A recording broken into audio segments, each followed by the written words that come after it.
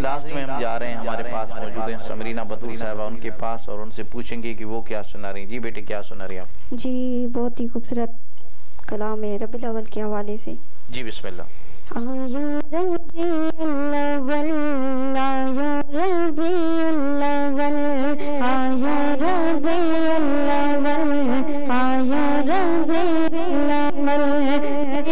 सरदार आयो बिठड़ो मोहम्मद नबी बणजी बगदार आयो बिठड़ो मोहम्मद नबी बणजी बगदार आयो आयो रबीउल अव्वल आयो रबीउल अव्वल। सुभान अल्लाह। खुशियों में झूमन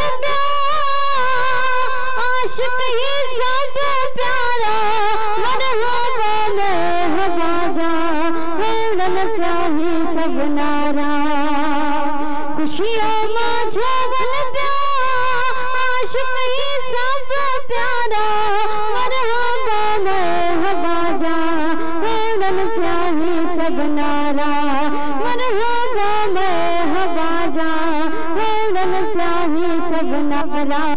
हर दिल वारन जो दिसो हर दिल वारन जो दिसो आयो दिलदार आयो बिठड़ो मोहम्मद नबी बणजी बगदार आयो बिठड़ो मोहम्मद नबी बणजी बगदार आयो आयो रबीउल अव्वल आयो रबीउल अव्वल में सरदार आयो बिठड़ो मोहम्मद नबी बणजी बगदार आयो। सुभान अल्लाह।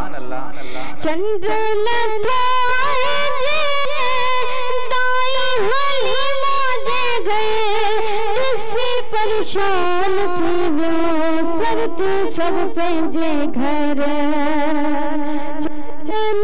परेशान थी वो सरती सब पंहिंजे घर इसी परेशान थी वो सरती सब पंहिंजे घर।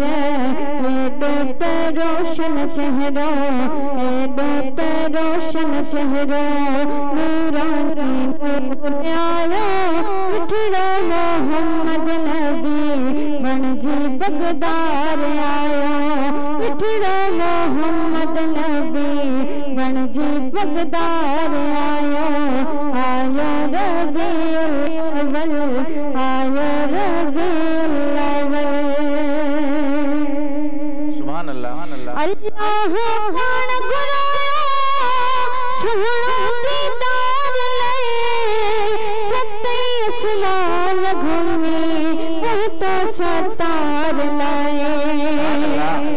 अल्लाह पाण घुरायो सुहिणो दीदार लए सते आसमान घुमी पहुतो सरतार लाए सते आसमान घुमी पहुतो सरतार लाए।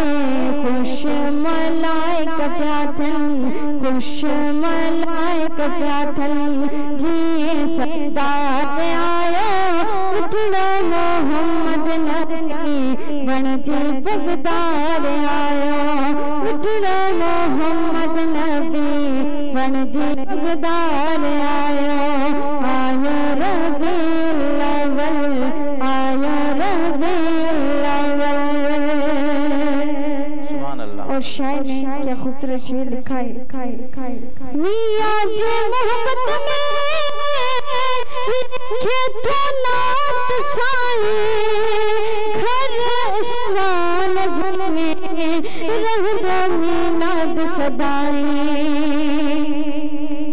मियां जे मोहब्बत में लिखे तो नात साई घर उस्मान जमे रह नात सदाएं घर सुनाजे में रह दो मिलाद सदाएं हवा नारा लगदा मरहबा नारा लगदा मरहबा नारा लगदा सब जो साथ आयो मिठड़ा मोहम्मद नबी बन जी बगदार आयो मिठड़ा मोहम्मद नबी बन जी बगदार आयो आयो रबीउल अव्वल आयो रबीउल अव्वल जे में सरदार आयो मिठड़ा मोहम्मद नबी बन जी बगदार आयो। सुभान अल्लाह, माशाअल्लाह माशाअल्लाह। मौला आपको सलामत रखे, आपकी आवाज़ को सलामत रखे।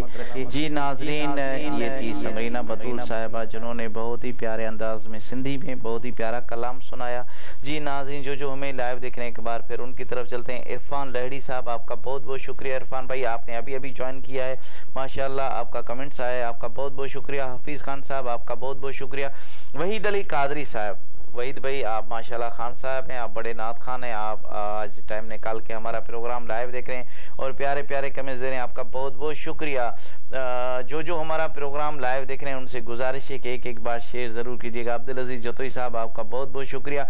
इसी के साथ ही हमारे प्रोग्राम का वक्त ख़त्म हुआ जाता है। इंशाअल्लाह कोशिश करेंगे कि कल भी हम आपके साथ आएँ। अगर लाइट ने साथ दिया, किस्मत ने साथ दिया तो इंशाल्लाह कल फिर नए सना खानों के साथ आप लोगों की खिदमत में हाजिर होंगे। तब तक के लिए अपने मेज़बान मियाँ उस्मान को इजाज़त दीजिए। अल्लाह हाफिज़, अस्सलाम वालेकुम वरहमतुल्लाहि वबरकातुहू।